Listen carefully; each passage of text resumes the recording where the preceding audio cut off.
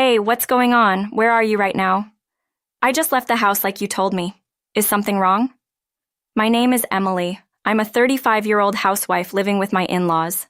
My husband Max is on an overseas assignment, so it's just me at home with them. My father-in-law had a stroke last year, which left him partially paralyzed on his left side. Despite this, he has been diligently working on his rehabilitation, moving his body as much as he can. It took some time, but he has recovered enough to manage most of his daily activities. Before he retired, my father-in-law made a name for himself as an investor. Before I married Max, I worked at a brokerage firm, so I really admire him. Living together has given us the chance to often discuss investments and asset management, and I think we've built a very good relationship. My mother-in-law, Helen, is a gentle person who never engages in what people typically call bullying. She seems delighted watching my father-in-law and me discuss financial matters. Emily, it's so good for your dad to have someone to talk to. He won't be bedridden, and it looks like we won't have to worry about dementia for a while, she often says with a smile. The way my mother-in-law tenderly supports my father-in-law is something I aspire to. I want Max and me to be a couple like them. I truly feel that way. However, lately, I've noticed that my mother-in-law seems to be struggling more and more. She often sits on the sofa looking exhausted. We had her tested at the hospital and found that she's getting physically weaker. Her blood pressure is also a bit high, and the doctor advised her to take it easy. Mother-in-law, you've been holding down the fort here for so long. Please take some time for yourself, I said as I comforted her and took over the housework. But that's not fair to you, Emily. You have to take care of Dad too, she protested. Father-in-law can manage his showers and use the bathroom on his own. All he needs is someone to accompany him on walks and doctor visits. How about I ask Mom to join Dad on his daily walks?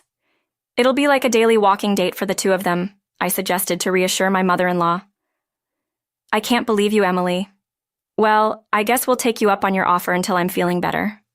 Leave it to me, I replied confidently. And so, life with my parents-in-law continued peacefully. My only concern was my sister-in-law, Sophia. She constantly throws passive-aggressive comments my way. So, Emily, still no kids? She'd sneer. Max is overseas, and these things happen when they happen, I'd reply calmly. Can't even give birth to an heir? What a waste. We'll try to meet your expectations once Max is back in the country, I'd say, maintaining my composure. Don't get too comfortable. I also have inheritance rights to this family's assets, she'd warn. It's just like that. I could directly confront her, but it's exhausting, and I don't want to upset my parents-in-law. Ignoring her gracefully is where I show my skills. Maybe Sophia thinks I married into the family to inherit my wealthy father-in-law's assets. It's common to have a mother-in-law and daughter-in-law feud, but in my case, it's with my sister-in-law. One day, I was having tea with my in-laws on our sunny porch. Emily, I have something to discuss with you, mother-in-law said, looking serious for the first time. Yes, mother-in-law, what is it? Actually, Sophia is going to give birth soon, and she wants to temporarily stay at her parents' house to get support from our family. Oh, is it that time already? That's wonderful news, I said, sipping my tea. Given that your father is unwell and I've also been under the weather, making you handle the household chores, we're thinking of declining her request. I agree. It wouldn't be fair to impose more on you, Emily, father-in-law said, looking genuinely concerned. Oh, don't worry about that. I'm sure Sophia will be more comfortable at her parents' house. Besides, you two will be close by to watch over your grandchild. I'm happy to help out. Let's have Sophia come over. Upon hearing my nonchalant answer, my mother-in-law's face clouded even more. Thank you, Emily. To be honest, we'd love to have Sophia here so we can see our grandchild up close. But the way she's been treating you is truly regrettable. Your mother's not feeling her best these days either. In the end, it seems like the burden will fall on you, Emily, and that's concerning. My father-in-law also seemed to worry about me. Sophia has made snide comments to me several times, but for the sake of my in-laws, I choose not to retaliate. This has apparently led to Sophia getting more audacious, in turn causing unnecessary worry for my in-laws. Did I mess up here? Once the baby arrives, Sophia might mellow down. I'd love to see you two enjoy your grandchild, I thought. What I truly wanted to say was that I wouldn't be beaten by the likes of Sophia. but I just grinned and bore it. If you say so, then maybe it's okay to invite Sophia. I promise to take care of her as much as I can, I said. My mother-in-law finally showed a smile. My father-in-law also seemed relieved. At first, maybe it was because the baby would be born to their biological daughter. They wanted to be close to the experience. Emily, we're truly sorry and thank you. Both my father-in-law and mother-in-law bowed their heads. Hey, no need to bow. Let's lift our spirits. Prepare a room for sister-in-law and go shopping. Hey, I can't wait. Can I come along to choose some clothes and toys for the grandchild? All three of us laughed, wrapping up the discussion. My stay at my in-laws while sister-in-law gave birth was likely going to be just a month or two. I thought I'd just have to avoid any sister-in-law drama during that short time. That's what I thought until that phone call from sister-in-law. My mother-in-law quickly conveyed her consent to sister-in-law, agreeing that she could stay with the family temporarily while she gave birth. After dinner, my phone rang. It was sister-in-law. Hello, sister-in-law. How can I help you? Hey, Emily, I'm going to be staying at our parents' house for my upcoming childbirth. Yes, mother-in-law told me earlier today, I replied. Sister-in-law was speaking loudly. Maybe she was in a good mood. My in-laws paused, realizing the call was from sister-in-law. Just by the voice leaking from my phone, it was loud enough for them to hear even without a speaker. So, can you get out? What? I couldn't help but raise my voice in shock. My in-laws were equally surprised and jumped a little. I don't even want to look at you. Just seeing you irritates me. Make sure you're out of the house by the time I get back. Sister-in-law? What are you talking about? Tell mom and dad you're going on an extended trip or visiting Max. I don't care. Just get out. I want to spend time with my family. Wait, hold on. Normally, I could easily dodge sister-in-law's barbs, but this time I was too shocked to find the right words. Once I'm back, you better come back too. You need to take care of Dad, who needs long-term care, and my weak mom. Sister-in-law, I won't take care of them. That's your job as the daughter-in-law. Be grateful I'm giving you a reason to stay in the house. That's awful. How can you say that about your own parents? Enraged by sister-in-law's cruel words, I couldn't help but shout at her. Ooh, scary. I'll just tell Dad and Mom that you yelled at their pregnant daughter. I clenched my mobile phone and tears started to fall. Using my parents only for the birth and then ignoring them? They're such wonderful, kind people. I couldn't hold back my tears of anger and frustration. Glancing at mother-in-law, I noticed her face was red with rage, tears gathering in her eyes. In that moment, my own sister-in-law told me she wouldn't take care of her family. The frustration was overwhelming. Just then, father-in-law tugged on my sleeve. When I turned around, father-in-law had a note in hand. It's okay. We have a plan. Just agree to what Sophia is saying for now and hang up the phone. I read the note, and father-in-law patted my arm with a reassuring smile. As if to calm my nerves, his touch was light. Seeing father-in-law's smile, I felt a wave of relief wash over me. Though my insides were boiling with anger, I was able to regain my composure. Understood. When are you planning to come back? Maybe next Friday. Then I'll make arrangements to leave the house by that time. You should have just listened from the start. Dealing with a stubborn sister-in-law is so tiresome. I have to clean up after dinner, so if you'll excuse me. As soon as I hung up the phone, mother-in-law broke down in tears and hugged me. I'm so sorry. I'm so sorry. To have a daughter who'd say such horrible things. I'm so sorry. Mother-in-law's tears were flowing freely. I'm fine, mother-in-law. You must be the one feeling terrible after hearing all of that. I wasn't concerned about what sister-in-law had to say. I could silence her with logical arguments if need be. It's not a big deal. But it's hard to see my mother-in-law cry like this. I'm really very sorry. You've been very patient, my father-in-law sighed. Don't worry about me. What's your plan, though? I asked him, trying to comfort my mother-in-law. Well, it turns out there's another person struggling with Sophia. We're planning to discipline her together. Another person having issues with Sophia. I was puzzled. Who else could be dealing with her? We've only got 10 days until Sophia comes home to have her baby and seek the family's support. No time for tears. We need to start planning how to handle her. Yes, this is where you, Emily, will prove your worth.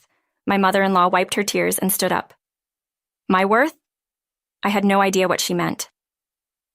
Shortly after, Evan, Sophia's husband, and I came to visit. Good evening, everyone. I apologize for Sophia's terrible behavior. Evan bowed to my parents-in-law and me as he entered. Emily, meet the other person who's been grappling with Sophia, my father-in-law said with a smile. Before joining this family, I worked in a brokerage firm, as did Evan. We knew each other professionally. I don't mind what she says about me, but I can't forgive her for how she talks to you two. I vented my frustration about Sophia to my brother-in-law. He scratched his head and sighed. Look, there's no excuse for her. Even when I tried to correct her, she loses her temper. Her already spoiled nature has gotten worse with her pregnancy. My own daughter told Emily to leave while she stays here to give birth. Can you believe it? My mother-in-law was angrier than I had ever seen her. I get why you and my father-in-law get along. You're in the same line of work. It seemed fun. Sophia probably just couldn't stand it. Wait, so she's jealous because I get along with you and my mother-in-law? I was dumbfounded. She hurt her parents this much out of petty jealousy? And there's one more unbelievable thing. My brother-in-law began to talk about Sophia's actions. Are you kidding me? This makes no sense. I couldn't believe my ears. My hands were shaking from anger. I'm at a loss too. I've even consulted with my father-in-law about what to do. My mother-in-law looked like she was throwing in the towel at this point. I was fuming. She plans to rely on her parents' home like nothing happened. She should have been confronted head-on. In hindsight, I regretted my naivety. Father-in-law sighed, looking disappointed. Add this latest mess to the mix, and I'm done giving her any slack. She's my daughter, but enough is enough. Your conversations with father-in-law have finally paid off. My conversations with father-in-law? Wait a minute. You being... Something clicked in my mind, recalling a discussion I'd had with father-in-law in the past. We might as well go all in. Get ready, Evan. Yes, father-in-law. Mother-in-law finally cracked a smile. All right, Emily. We've got a busy week to prepare everything. We're going to be busy. Absolutely, mother-in-law. Let's do this. I rolled up my sleeves and followed mother-in-law. The next Friday, as planned, sister-in-law returned home temporarily to seek family support for her childbirth. I wonder if that annoying woman finally left. Now I can just laze around here for a while. Maybe I should just move back home for good, sister-in-law hummed as she walked onto the property. Then, right in front of the house, she dropped her bags and froze. What is this? What stood before her was indeed her parents' home. Well, it used to be their home. Now the gate was locked, the name plaque removed, and a for sale sign was prominently displayed. The windows were bare, and the house obviously looked abandoned. What's going on? Why is nobody here? Sister-in-law frantically called both father-in-law and mother-in-law, but neither answered. They'd had enough and blocked her number. Even social media was blocked. Why aren't mom and dad answering? Maybe she will... Sister-in-law seemed to get the idea to call me. Hello, sister-in-law. What's going on? I answered her desperate call, cool as a cucumber. Sister-in-law, anything but composed, started shouting right away. What's the meaning of this? My parents' house is for sale. She was loud enough that father-in-law and mother-in-law could probably hear without even needing speakerphone. I moved the phone away from my ear and replied, That house and the property have been sold. There's no place for you to temporarily stay while seeking family support for childbirth. Sold? What do you mean? We were told to leave by you, so we did. Don't joke with me. How can my parents' house be sold just because you left? Well, the house is in my name. Why keep it just for you? What are you talking about? You sold the house without telling my dad? You thief, I'll sue you. Seemingly forgetting she's pregnant, sister-in-law was yelling in a fit of rage. I let out an exaggerated sigh. Did you not hear what I said, sister-in-law? The house is in my name. So why is my parents' house in your name? That's insane. Because I bought it when father-in-law got discharged after his stroke. You bought it? Yes. Father-in-law had become somewhat downhearted after recovering from a stroke. He'd lost confidence having stepped away from his investments during the recuperation. That's when we started talking about restructuring assets. My husband can't act quickly. He's usually abroad for work, and if we left it up to selfish sister-in-law, she'd probably only take the assets that suited her. Father-in-law, how about we liquidate all assets into cash? That would make management easier. I suggested we convert all the assets to cash, making it easier for father-in-law to manage. That's when I purchased the family home using savings from my single days and for my husband. By putting it in my name, I took on all the tedious procedures like property taxes. We let my parents-in-law continue to live there so they could spend the rest of their lives in the home they loved. That was until sister-in-law messed it all up. What are you doing? Where are you? We left the house just like you asked. Anything else? Don't mess with me. Where are Mom and Dad? They'd never allow this. Sister-in-law still seemed to think her parents were on her side. It's almost laughable how naive her thinking is.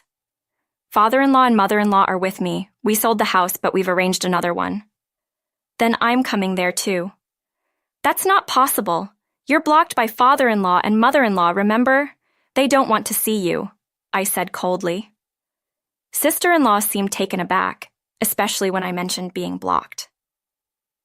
You may not have noticed, sister-in-law, but father-in-law and mother-in-law heard that phone call when you told me to leave. Sister-in-law's face visibly paled. Her earlier bravado instantly deflated. She clearly had no idea they'd heard that call. Listen, can you tell Mom and Dad it's a misunderstanding? I'm about to have a baby. I need help. It's going to be tough postpartum.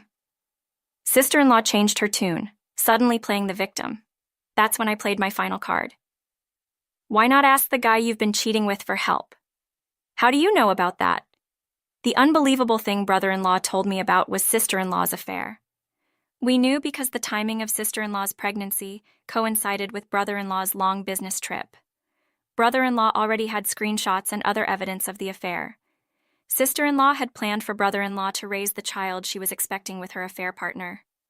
I gotta tell you, brother-in-law is pretty angry too. Wouldn't be surprised if you get dumped, I said in a half-joking tone. Then the phone abruptly hung up. She was probably scrambling to call brother-in-law right now. Brother-in-law has already expressed his intentions to divorce and seek alimony. My in-laws are cutting off communication with sister-in-law and moving to exclude her from any inheritance. We're leaving our estate in the hands of Max and Emily, they decided. Emily's involvement has made it so much easier. The estate is just money now. It really simplifies the management and paperwork, they added. Father-in-law had recorded the call that angered them from halfway through. With the evidence held by my in-laws and brother-in-law, sister-in-law lost both her family and her share of the inheritance. A month has passed since. Sister-in-law and her husband Evan are now divorced. She faced indisputable evidence of her affair and was hit with a hefty settlement in divorce court. Apparently, she left the home she shared with brother-in-law, pregnant belly and all. Word is she gave birth alone and quietly, and now lives in an old public housing unit, raising the child by herself.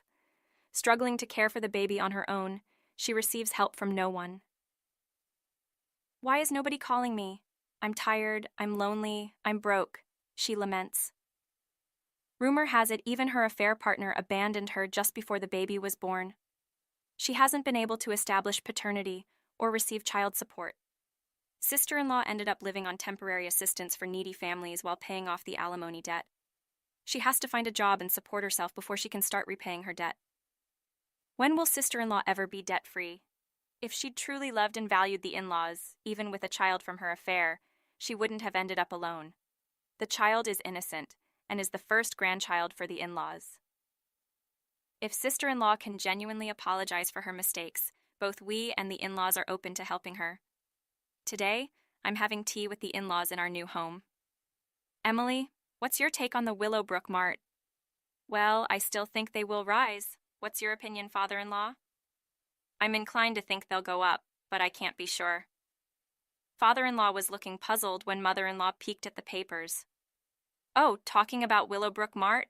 They're really popular right now for the new desserts, she said, laughing, and we both chuckled. Your mother-in-law seems to know more about the stores than we do. Having mother-in-law check out the stores of companies we're interested in investing in is a good research strategy. It's not about the money. I genuinely love these wonderful in-laws. Ever since becoming estranged from sister-in-law, I've been free from her influence. With my expertise in asset management, I've been able to alleviate the in-laws' concerns for their retirement. As I await my husband's return, my days are filled with peaceful smiles.